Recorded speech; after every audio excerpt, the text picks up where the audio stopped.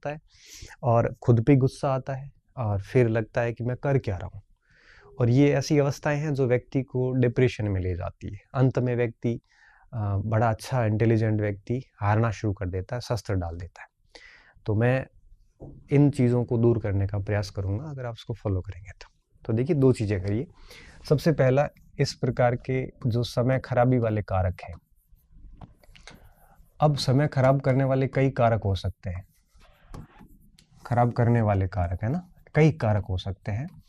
अब ये कारक कौन कौन से हैं? जैसे सबसे बड़ा कारक तो आजकल सच में सोशल मीडिया है ना।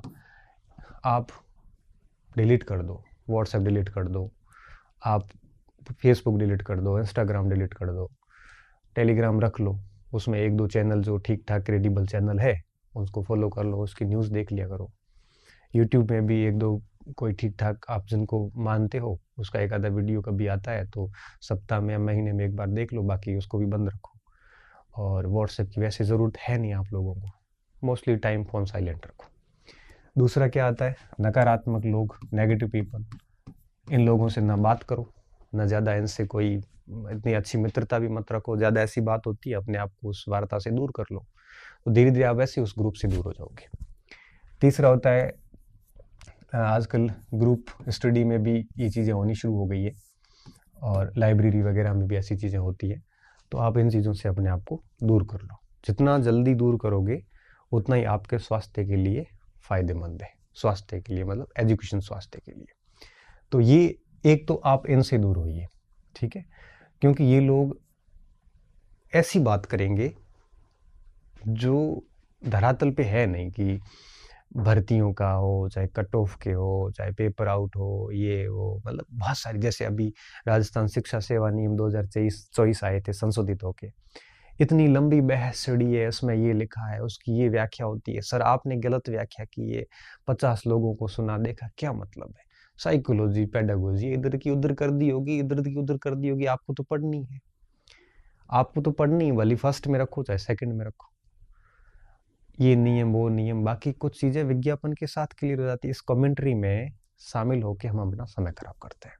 बेहतर है इन चीज़ों से दूर रहिए आप, ठीक है। एक काम तो ये कर लीजिए। दूसरा, हमारे पास में जब फिक्स टारगेट नहीं होता कि भाई मुझे तैयारी किसकी करनी है, तब स्थितियाँ खराब हो जाती है।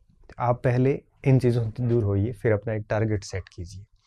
जैसे आप जिसके भी एलिजिबल हो रहे हैं, जैसे कुछ बच्चे हैं जो एमए कर चुके हैं, एमएससी वगैरह, और जिनका फर्स्ट ग्रेड में एलिजिबल हो रहे हैं, तो मैं तो ये कहूँगा कि फर्स्ट ग्रेड की तैयारी कीजिए। अगर आप फर्स्ट ग्रेड की नहीं कर रहे हैं और स्टार्टिंग से ही सेकंड ग्रेड की कर रहे हैं तो इसी को कंटिन्यू कीजिए। अगर इसकी भी नहीं कर रहे, आप टीचर की तैयारी कर रहे हैं, तो कंटिन्यू इसी पे लगे रहिए, है ना। टारगेट फिक्स रखिए आप, और किसकी तैयारी करूँ, ये आपसे बेहतर कोई निर्णय नहीं ले सकता, क्योंकि आपको ही पता है कि आप में क्या खूबियां हैं, क्या कमियां हैं, आप एलिजिबल है कि नहीं है। जहां तक भर्तियों की बात है, अब इन तीनों वैकेंसीज की मैं बात बता दूं आपको, जो भी स्टूडेंट अगली जून जुलाई 2025 तक जिनकी योग्यताएं पूरी हो रही है, वो सारे एलिजिबल हो जाएंगे। जैसे मान लो कि जून जुलाई में किसी का एमए पूरा हो रहा है, वो भी एलिजिबल है इसमें फर्स्ट ग्रेड में, किसी का बीएड पूरा हो रहा है सेकंड ग्रेड में, जहाँ भी एलिजिबल हो आप उसको सेट करके तैयारी शुरू कर दो, ठीक है। तैयारी कैसे करनी है इस पर भी हम बात करेंगे। तो टारगेट अपना फिक्स रखो, एक अभी से बना लो, क्योंकि अभी वैकेंसीज की अगर मैं बात करता हूँ तो अभी 70,000 की बात बजट में की गई है, इसको मूर्त रूप देते देते जुलाई अगस्त आ जाएगी, ऐसा मेरा इनर कॉर्नर कह रहा है। जुलाई अगस्त मिनिमम बता रहा हूँ, उसके बाद एग्ज़ाम 24 में तो कुछ होना नहीं है, रीड पात्रता हो जाए तो पता नहीं, बाकी कुछ भी नहीं होना है। 25 में एग्ज़ाम जाते जाते होंगे, 25 में मुझे लगता है लेट ही होंगे, कोई स्टार्टिंग में इतना फास्ट काम होने वाला है नहीं, ऐसी मुझे उम्मीद है। तो 24 में तो कोई एग्ज़ाम नहीं आपके पास में, 10-12 महीने का ठीक ठाक समय पड़ा है।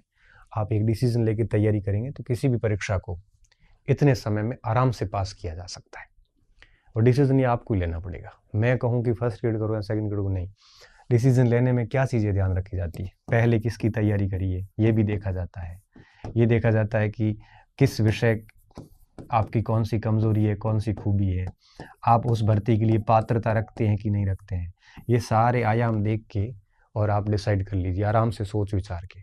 ये सब जब डिसाइड हो जाए कि मुझे फर्स्ट ग्रेड, अब एक बच्चे का मैसेज आता है सर मैं 4 महीने से 7 महीने से फर्स्ट ग्रेड की कर रहा हूँ और अब मैं चाहता हूँ मैं सेकंड ग्रेड की करूँ। भाई क्यों चाहता है ऐसा? मुझे लग रहा है सर मैं पात्र नहीं होऊंगा। क्यों नहीं होगा? सर मेरी एमए जो है वो दिसंबर में पूरी हो रही है। तो पात्र ही है, तैयारी करते जाओ। अच्छा, ऐसी स्थिति अगर उत्पन्न हो जाए कि आप पात्र नहीं हो पाएंगे तो फिर उस परीक्षा को छोड़ दीजिए, क्योंकि डाउट के साथ, विभिन्न सारे संशय के साथ में आप पढ़ नहीं पाओगे। तो बेहतर है जिसमें कन्फर्म आप एलिजिबल है उसी की करिए। कोई भी नौकरी छोटी बड़ी नहीं होती है ना। आप डिसाइड करके ये सब चीज़ें कर लीजिए। टारगेट सेट हो जाने के बाद में कि भाई मैंने फर्स्ट ग्रेड या सेकंड ग्रेड या अध्यापक की करनी है, आरएस की करनी है, एसआई की करनी है, क्योंकि सारी वैकेंसीज आएगी। हर सरकार का एक सामान्य सही एक प्रक्रिया रही है। जब भी सरकार आती है तो एक साल बाद एक सारी भर्तियाँ संपादित होती है। जैसे अभी ये 23 में नई गवर्नमेंट बनी है तो 25 में सारी वैकेंसीज होगी। फिर सरकार वापस जा रही होती है, उस साल फिर भर्तियाँ आती है। तो 27 में फिर वैकेंसीज आएगी 27-28 के अंदर, 28 में फिर परीक्षाएं होगी। तो आप मान के चलिए कि 2025 और फिर 2028 ये 2 ऐसे साल है जिस समय परीक्षाएं हो रही होगी। ठीक है ना। तो खूब भर्तियां खूब आती, कोई भी सरकार, कोई फर्क नहीं पड़ता। ये बात मैंने सरकार बदली थी तब भी लिखी थी, क्योंकि कई लोगों ने ये कहा था कि भर्ती आएगी नहीं, अब यूपी की तर्ज पे हो जाएगा ये वो। तब मेरे को किसी ने कहा कि बीजेपी के एजेंट बन गए वगैरह। मुझे कोई फर्क नहीं पड़ता इन चीज़ों से। तो वो बात अब साबित भी होगी आगे, और अभी बजट में भी 17,000 की बात कर ली वगैरह वगैरह। तो वैकेंसीज खूब आती रहेगी। आप अपने टारगेट हिसाब से सेट कीजिए और इसकी तैयारी कीजिए। उसके बाद में जब टारगेट सेट कर दिया बढ़िया तरीके से, फर्स्ट ग्रेड सेकंड ग्रेड वगैरह, आजकल क्या सभी में 2-2 पेपर हो रहे हैं, सेकंड ग्रेड में भी, फर्स्ट ग्रेड में भी, शिक्षक में भी पात्रता परीक्षा और मुख्य परीक्षा, है ना। तो सेकंड ग्रेड और फर्स्ट शिक्षक में तो क्या है ना कि अगर किसी ने मुख्य परीक्षा की तैयारी ठीक से करी तो उसका पात्रता आराम से हो जाती है। सेकंड ग्रेड और फर्स्ट ग्रेड की तैयारी अगर आप प्लान करते हैं तो फिर आप है वो दोनों पेपर को ध्यान में रखें, फर्स्ट और सेकंड पेपर दोनों, है ना। अगर आप सोचोगे कि नहीं सर मेरा फर्स्ट पेपर बेहद अच्छा है तो अभी छोड़ सकते हो, सेकंड करिए। अगर आपको लगता है कि दोनों पेपर कमज़ोर है तो समय दिन का कम से कम कुछ हिस्सा फर्स्ट पेपर को दीजिए, कुछ हिस्सा आप सेकंड पेपर को दीजिए। थोड़ा सेकंड पेपर को ज़्यादा दीजिए, 5-6 घंटे दे दीजिए, फर्स्ट पेपर को भी 2-3 घंटे दे दीजिए, है ना। इस तरह से फर्स्ट और सेकंड पेपर दोनों को साथ में लेते हुए चलें। मॉर्निंग का जैसे एक स्लॉट पूरा फर्स्ट पेपर को दे दिया, बाकी पूरा दिन सेकंड पेपर को दिया, ये भी कर सकते हो।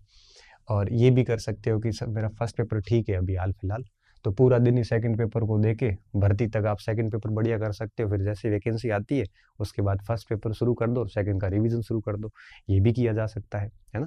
ये आपकी क्षमताओं के ऊपर है कि आपका कौन सा पार्ट कितना कैसा कमज़ोर है, ठीक है क्या है। अब बिल्कुल ही कुछ नहीं आ रहा है तो कोशिश करो कि सेकंड पेपर को मोस्टली टाइम दो, थोड़ा बहुत फर्स्ट पेपर को भी टाइम दो, है ना। इस तरह से काम शुरू कर दो। अब ये तो रणनीति हो